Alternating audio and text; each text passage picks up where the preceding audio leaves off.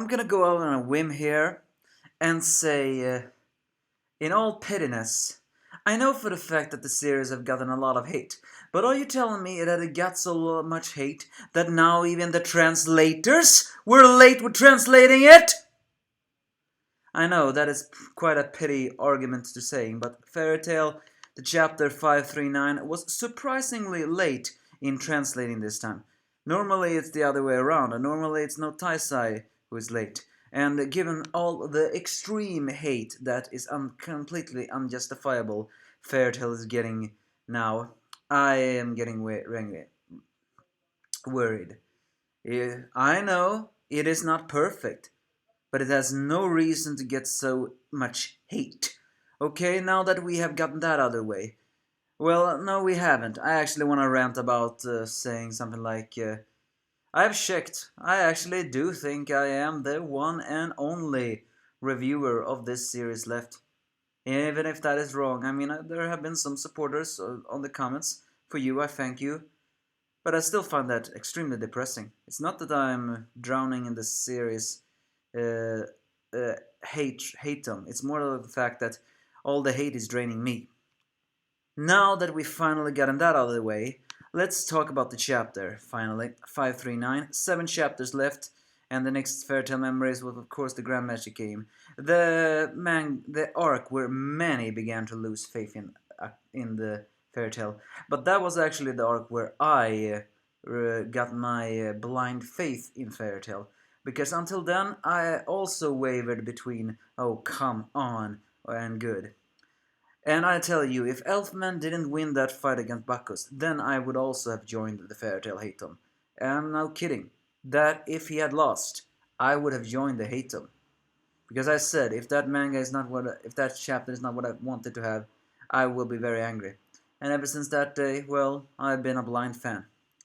But yeah, the air cracks, and we all know what that means. Yep, the winged despair appears again. It is Acnologia. Somehow he has actually now been able to devour even the magic of time itself. Now even more of a supreme king. And in a way, this is both good and bad. I mean, good because, well, let's just face it, no one, me included, wanted Acnologia to die like that. If Acnologia is die, he has to die in battle. However, I have screamed in many reviews of before that no matter how Acnologia will get annihilated, no one, perhaps maybe me, and some blind followers, wherever those are, will like it. I mean, that's a viable fact. Because if Acnologia did stay in that time zone, then people would have complained saying, that's not the way how to kill a very cool villain.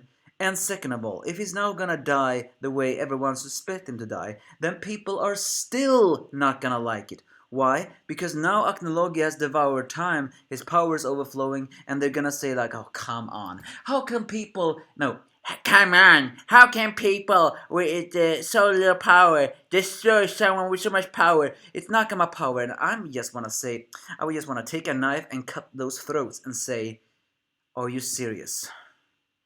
Not for what happens to Acnologia, but to the haters, saying, are you serious? That's your biggest problem. You complained when Acnologia was sealed, and you complain now too? Can't you just be happy on how he will perish? Granted, he hasn't perished yet, so however he will perish. That's up to it. It's worth noting though that Acnologia is saying that his power is overflowing so much that he cannot suppress it, making me actually guess that even he cannot control his power.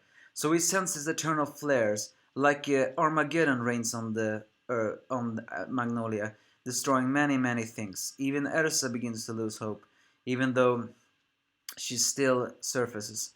However, then comes the very strange thing. Acnologia decides he is through playing around. I mean, he was through playing around when he decided to bombard the world, which is exactly why the chapter is called World Collapse.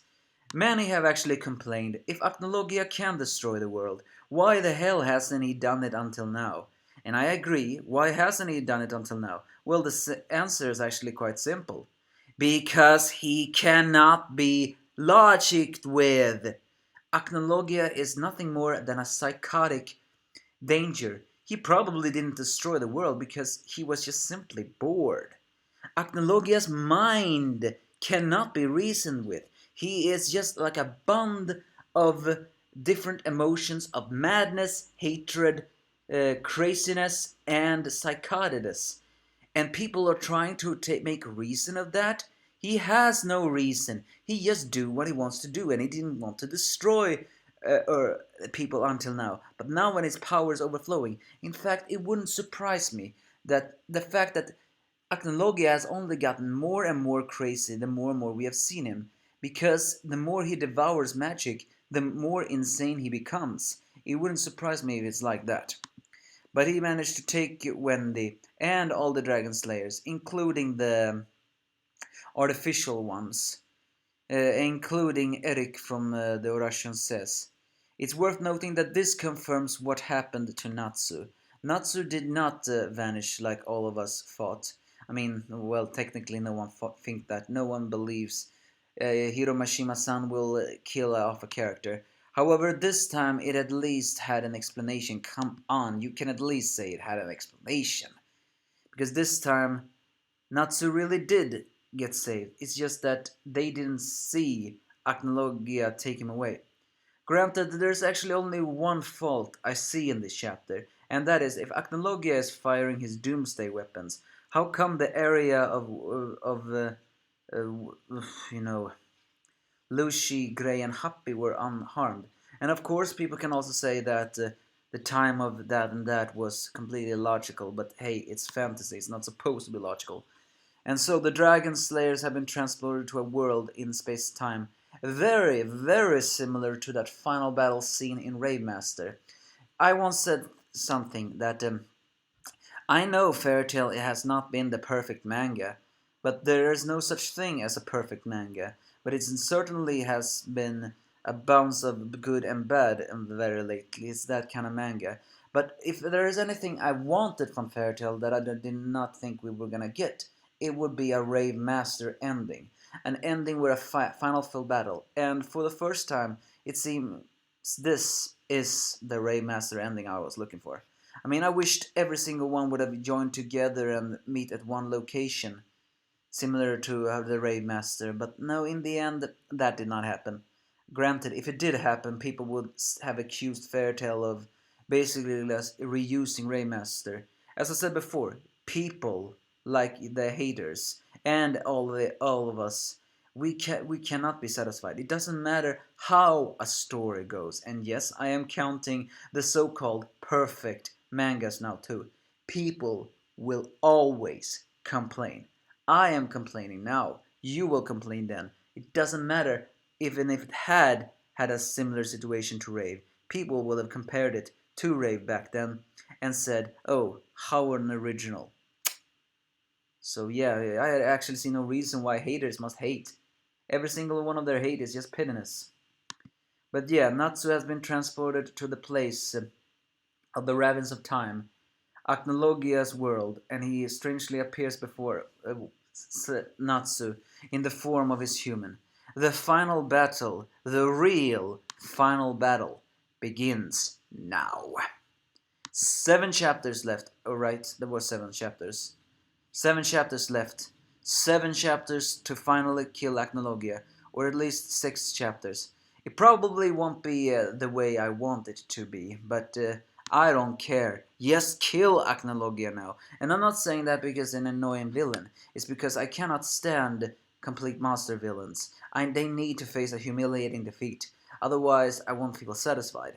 It took such a freaking ass long time for one complete monster to get defeated that I actually raged more on that manga than anything else. So please, kill Acnologia now. Now all the Dragonslayers are at that place, but I still believe it will only be Natsu who killed Acnologia. And again, even if it does not, people are gonna complain, and if it does, it's Natsu who defeats Acnologia, then people will still complain. Every single one of you will just complain. But at least we got our wish, okay? Acnologia did not die like that. He will now die in battle. But as I said before, technically Acnologia said now his power is so high that people are not gonna accept how he's going to be defeated with Nakama power. And I agree, maybe Nakama power would have actually felt pretty slow here. But there was something Acnologia said that actually made me think that is his weakness. He said his power is overflowing, he cannot control it. Isn't it possible that one way to kill Acnologia is overwhelming him with too much magic? I mean, if you think about it, what happens if he devours too much magic? He cannot devour that much magic. Maybe he will explode. Or there was something else. I mean, if I wanted Fairy Tail to end, I wanted the one magic to kill Acnologia, because I don't think. I mean, Acnologia now devoured time, fair enough, but I do not think Acnologia can devour the one magic of love. I do not think he can devour that. If he devours that, then it doesn't matter how Acnologia gets defeated. Even I will not like it. But yeah, that's basically this chapter. Most of this video was of course me ranting about all the single haters, but hey, a blind fan has to be like that. I mean, don't get me wrong, I don't read Fairy Tail as much on the free time as I used to, but that does not mean I will join its hate. In fact, I will only hate all the pettiness that people are writing on. But now but now this is this chapter, and besides giving me the obvious criticism I know what people are gonna give me the thoughts on how you think Acnologia will be defeated.